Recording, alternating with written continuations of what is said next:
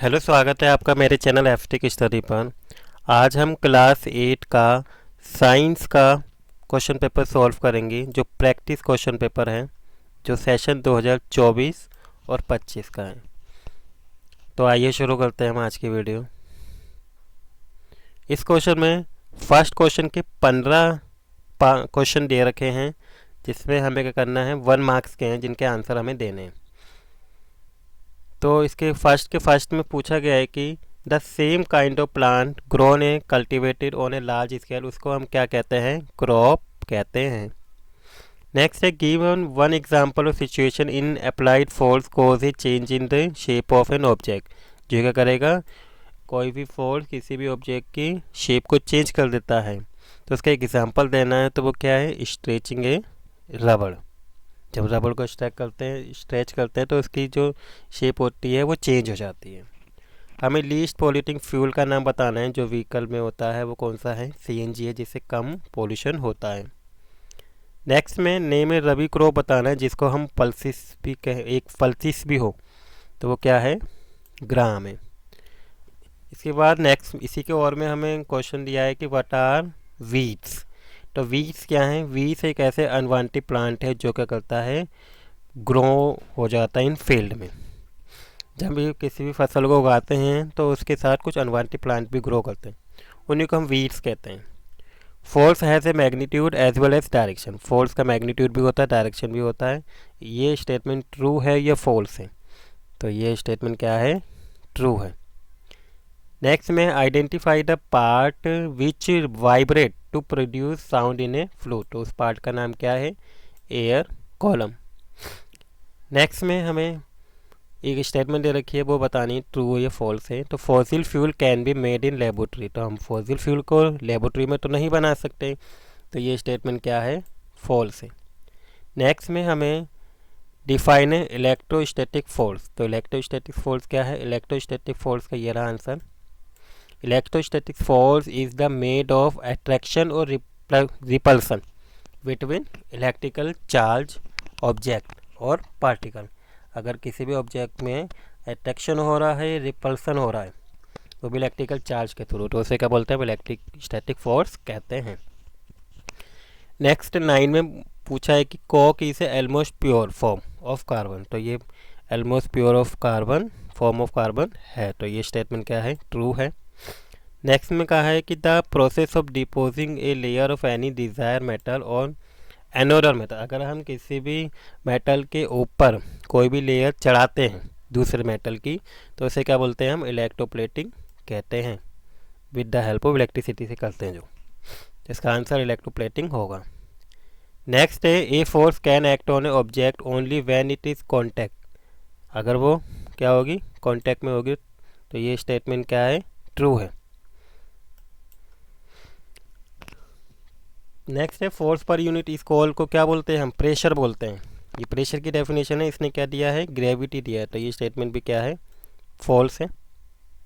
Process of separation of different constitution of petroleum. अगर हम petrol से अलग अलग कॉन्स्टिट्यूशन को निकालते हैं तो उस प्रोसेस को क्या बोलते हैं, पेट्रोलियम रिफाइनिंग कहते हैं। तो ये सेक्शन ए में आपके 15 क्वेश्चन थे। अब हम सेक्शन बी करते हैं। सेक्शन बी में पूछा गया कि ए रॉकेट हैज़ बीन फायर। अगर किसी भी रॉकेट को ऊपर की तरफ फायर करते हैं इन ऑर्बिट, नेम 2 फोर्सेस, इसके अंदर कौन से 2 फोर्सेस एक्ट करेंगे इमीडिएटली और लीविंग द लॉन्चिंग पैड। तो वो कौन से 2 फोर्सेस हैं, पहला है ग्रेविटेशनल फोर्स और दूसरा है फ्रिक्शनल फोर्स। इसके बाद और में ही क्वेश्चन पूछा गया है सेकंड में, इन द फॉलोइंग सिचुएशन में squeezing a piece of lemon. अगर हम लेमन के पीस को स्क्वीज़ करते हैं बिटवीन फिंगर से, एक्सट्रैक्ट इट्स जूस, अगर हम उसका जूस निकालते हैं तो हमें आइडेंटिफाई द एजेंट बताना है, मतलब एजेंट के थ्रू कौन सा फोर्स लग रहा है, एंड ऑब्जेक्ट बताना है जिसके ऊपर ये लग रहा है। तो इसका आंसर देखते हैं। इसका आंसर क्या होगा, squeezing a piece of lemon in between the finger, it is example of muscular force. तो इसमें जो फोर्स होगा वो कौन सा होगा, मस्कुलर फोर्स होगा, और जो इसको हम कॉन्टैक्ट फोर्स कहते हैं, which is a contact force. और ऑब्जेक्ट क्या होगा जिसको हम प्रेस कर रहे हैं, स्क्वीज कर रहे हैं, उसका नाम क्या है, लेमन। इसके आंसर में हम ये लिख देंगे। नेक्स्ट एक थर्ड में है कि you have been given 2 copper plate हमें दे रखी है पार्टिकुलर साइज़ की, और उसके अंदर एक सॉल्यूशन डाला हुआ है कॉपर सल्फेट सॉल्यूशन। तो हमें उसका सिंपल सर्किट डायग्राम बनाना है इलेक्ट्रोप्लेटिंग का। तो हम इसके डायग्राम में हम सिंपली इस तरीके से बना देंगे। ये क्या है, इलेक्ट्रिक करंट फ्लो कर रहा है इनके अंदर, और ये 2 रोड लगा रखी है और इसके अंदर क्या भरा हुआ है, एक सॉल्यूशन भरा हुआ है। तो इसके हमें सिंपल ये डायग्राम बना देंगे। इसके बाद इसी के और में क्वेश्चन है कि when the free end of the tester are dip, अगर उसको डुबाते हैं सॉल्यूशन के अंदर तो मैग्नेटिक नीडल्स क्या होती है, डिफ्लेक्ट हो जाती है। तो इसका क्या रीज़न है, तो आइए इसका आंसर देखते हैं। When the magnetic needle in fresh tester deflect when the free end of tester are dipped into a solution. तो बिकॉज इसका कारण ये है कि an electric current flow through the solution, solution के अंदर इलेक्ट्रिक करंट फ्लो करता है और this current create a magnetic field which deflect the magnetic needle, जिसके कारण क्या होती है, मैग्नेटिक नीडल क्या कर जाती है, डिफ्लेक्ट कर जाती है। तो इसके आंसर में आप ये लिख देंगे। इसके बाद क्वेश्चन नंबर 4 है कि a pendulum oscillate 40 times in a second, find the period and frequency निकालनी है। पीरियड ऑफ टाइम निकालना है और फ्रीक्वेंसी कितनी होगी। तो आइए, हमें पता है कि पेंडुलम के जो फॉर्मूला लगता है फ्रीक्वेंसी का वो है नंबर ऑफ साइकिल्स डिवाइड में time taken. Number of cycle कितना है 40, और इसको 4 से डिवाइड करेंगे तो कितना आ जाएगा 10 हर्ट्ज, इसकी फ्रीक्वेंसी आ जाएगी। Time period of the wave is defined as a reciprocal होती है फ्रीक्वेंसी की। तो इसका जो फॉर्मूला हो जाएगा टाइम टेकन का कभी हो जाएगा T इजिकल टू 1 में F। तो 1 में F कितना आ गया 10 हर्ट्ज, तो 1 को डिवाइड बाई 10 करेंगे तो कितना आ जाएगा 0.1 सेकेंड आ जाएगा।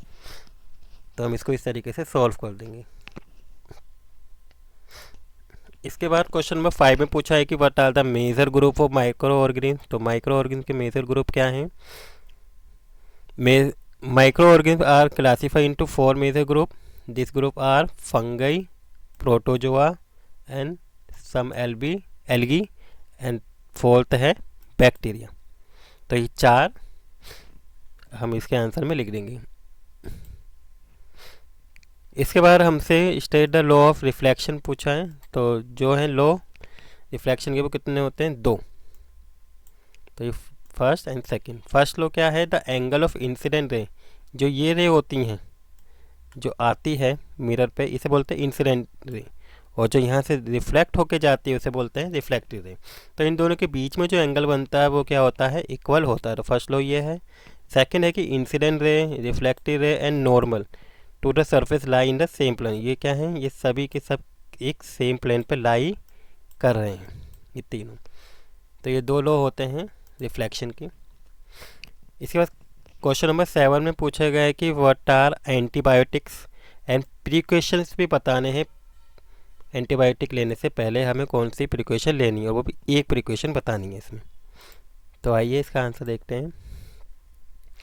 Antibiotic are medicine produce by certain micro organism to kill the disease cause micro. अगर कोई माइक्रो ऑर्गेनिज्म जो बीमारी फैला रहे हैं तो उनको मारने के लिए ही हम क्या करते हैं, अदर माइक्रो ऑर्गेनिज्म से एक एंटीबायोटिक दवाई बनाते हैं, जिससे क्या होता है जो हार्मफुल माइक्रो ऑर्गेनिज्म को क्या किया जा सके, किल किया जा सके। तो इनको क्या बोलते हैं हम, एंटीबायोटिक्स कहते हैं।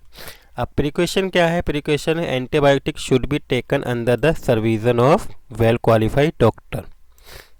ठीक है, तो उनसे पूछ कर ही हमें क्या करनी चाहिए, कोई भी एंटीबायोटिक लेनी चाहिए। इसी के और में क्वेश्चन पूछा गया है, name the micro organism which can fix atmospheric nitrogen in soil. तो इसमें सिंपल नाम बताना है, तो वो नाम क्या है, पहला है rhizobium bacteria and certain blue algae, green algae are micro organism that can fix atmospheric nitrogen in soil. तो आप ये 2 नाम इसमें लिख देंगे, rhizobium bacteria and certain blue green algae. इसके बाद नेक्स्ट क्वेश्चन है क्वेश्चन नंबर 8, इसमें भी 2 क्वेश्चन पूछे गए हैं। List any 3 sources of noise pollution in your surrounding. तो हमें 3 सोर्सेस ऑफ नॉइस पोल्यूशन बताने हैं। तो 3 सोर्सेस क्या हैं? फर्स्ट, ट्रैफिक की वजह से नॉइस पोल्यूशन होता है। ठीक है, जब हॉर्न बजाते हैं ट्रैफिक के अंदर, जो बस से और कार से जो हॉर्न का पोल्यूशन निकलता है। नेक्स्ट है कंस्ट्रक्शन साइट से भी बहुत नॉइस आता है। थर्ड सोर्स है लाउड स्पीकर यूज़ है पार्टीज एंड फेस्टिवल में, इनका बहुत यूज़ किया जाता है, जो क्या करते हैं, नॉइस पोल्यूशन को क्रिएट करते हैं। तो आप ये 3 सोर्सेस लिख सकते हैं। इसके बाद इसी के और में क्वेश्चन पूछा गया कि how noise pollution is harmful to human. ठीक है, तो ये किस प्रकार से हार्मफुल है। इससे क्या होता है, ब्लड प्रेशर बढ़ता है, हियरिंग क्षमता क्या होती है, सुनने की कैपेसिटी खो जाती है, और स्लीपिंग डिस्टर्बेंस भी इससे होती है। तो आप ये 3 इसके आंसर में लिख देंगे। क्वेश्चन नंबर 9 है कि in India the petroleum conservation research association, जिसके फुल शॉर्टकट क्या है, PCRA भी बोलते हैं, advice people how to save petrol. उन्होंने क्या किया है, लोगों को एडवाइस किया कि हमें पेट्रोल और डीजल को किस तरीके से बचाना चाहिए ड्यूरिंग द ड्राइविंग। तो हमें कोई 3 टिप्स बतानी है। तो वो 3 टिप्स क्या हैं? फर्स्ट है कि drive at a constant speed में चलाएं, ज़्यादा फास्ट ना चलाएं। सेकंड है कि switch off the engine at traffic light, अगर ट्रैफिक लाइट पे अगर आप गाड़ी रोकते हैं तो अपने इंजन को क्या कर दें, स्विच ऑफ कर दें। Place where do you have to wait. Next, third में है ensure regular maintenance of vehicle, के हम रेगुलर मेंटेनेंस कराते रहें, जिससे क्या होगा, हम पेट्रोल और डीजल को सेव कर सकते हैं। 3 एडवाइस आप ये लिख सकते हैं। नेक्स्ट क्वेश्चन नंबर 10 में हमें एक्सप्लेन करना है ये 2 चीज़। फर्स्ट में कहा है कि in case of fire before the fireman use the water होसिस, this shut off, water होसिस use करने से पहले उन्हें क्या करा, shut off the main electrical supply को क्या कर दिया, उसने बंद कर दिया। ऐसा क्यों किया? तो the fireman shut off the main electric supply before using water होसिस in fire because water is a good conductor of electricity. पानी क्या है, पानी के अंदर करंट फ्लो कर जाता है, जिसकी वजह से उसने वाटर सप्लाई को क्या कर दिया था, स्विच ऑफ कर दिया था। नेक्स्ट में कहा है कि एक child staying a coastal region में खड़ा हुआ है, taste the drinking water and also the sea water with his tester he find that the compass needle जो है डिफ्लेक्ट कर गई more in the case of sea water. ऐसा क्यों हुआ? The compass needle deflect more in sea water compared to drinking water because sea water contain much higher concentration of dissolved water। इसके अंदर क्या होता है, अधिक concentration of salt होता है, which act as a electrolyte की तरह काम करता है और significantly improve the conductivity of water को बढ़ाता है और allowing the stronger electric current भी इसके अंदर फ्लो करता है, जिसकी वजह से क्या होती है, वो नीडल डिफ्लेक्ट कर जाते। तो इसके आंसर में आप ये लिख देंगे। इसके बाद क्वेश्चन नंबर 9 में भी हमें 2 पार्ट में पूछा है। तो फर्स्ट देखते हैं, व्हाट इज़ ए इरिगेशन। पहले हमें इरिगेशन बताना है, इसकी डेफिनेशन बतानी है। सेकंड में पूछा गया कि describe briefly 2 method of irrigation, को हमें क्या करना है, डिस्क्राइब करना है। तो आइए इसका आंसर देखते हैं। Irrigation is a artificial application to water to crops or plant to meet their water need। Plants के पानी की नीड को पूरा करने की क्या बोलते हैं, हम इरिगेशन बोलते हैं, अगर हम वहाँ पे पानी की सप्लाई करते हैं। 2 मेथड से पानी की सप्लाई की जाती है क्रॉप्स में। फर्स्ट है ड्रिप इरिगेशन, दूसरा है स्प्रिंकल इरिगेशन। ड्रिप इरिगेशन में क्या किया जाता है, use a narrow plastic pipe का यूज़ किया जाता है with dripper to slowly deliver the water to the roots of plant. ठीक है। स्प्रिंकल इरिगेशन में क्या होता है, use a pipe with rotating nozzle के साथ इसको यूज़ किया जाता है, जो क्या करते हैं, वाटर को स्प्रे करते हैं, कहाँ पे, क्रॉप्स पे, in the form of artificial rain की फॉर्म में। आप इसका आंसर में लिख देंगे। इसके बाद हमें list step wise agriculture practice to make a flow chart बना के हमें बताना है शुगर कैन क्रॉप प्रोडक्शन किस तरीके से होता है। The step of sugarcane crop production in flow chart are, first है सबसे पहले क्या की जाती है, लैंड प्रिपरेशन की जाती है, looser and turn the soil to prepare it to the crop. Second हम क्या करते हैं, सोइंग करते हैं, मतलब कि बीज को बोते हैं। Sow good quality of seed that are free of infection हो, अच्छे क्वालिटी की सीड्स हो। थर्ड मैन्योरिंग, ऐड क्या करते हैं इसके अंदर, फिर हम मैन्योर ऐड करते हैं, fertilizer to compensate to nutrition to the soil. Next फिर क्या करते हैं, इरिगेशन करते हैं, water the plant to help the seed germinate, water की सप्लाई करते हैं, अभी हमने देखा ऊपर इरिगेशन की डेफिनेशन में। नेक्स्ट फिफ्थ में हम क्या करते हैं, weeding, protect the crop from weed, से हम उस क्रॉप को क्या करते हैं, बचाते हैं। सिक्स स्टेप में हम हार्वेस्टिंग करते हैं, जो क्रॉप है उसको कट डाउन करते हैं अगर वो तैयार हो जाती है तो। Next sending crop to the sugar factory, फिर क्या करेंगे, हम इस क्रॉप को शुगर फैक्ट्री में ट्रांसपोर्ट कर देते हैं, transport the harvesting crop to the sugar factory. तो ये थे सेक्शन बी, जिसमें हम क्वेश्चन नंबर 11 तक कर लिए हैं। सेक्शन ए और सेक्शन बी हमने कंप्लीट किया है।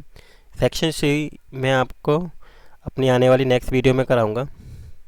आई होप आपको ये वीडियो अच्छी लगी होगी।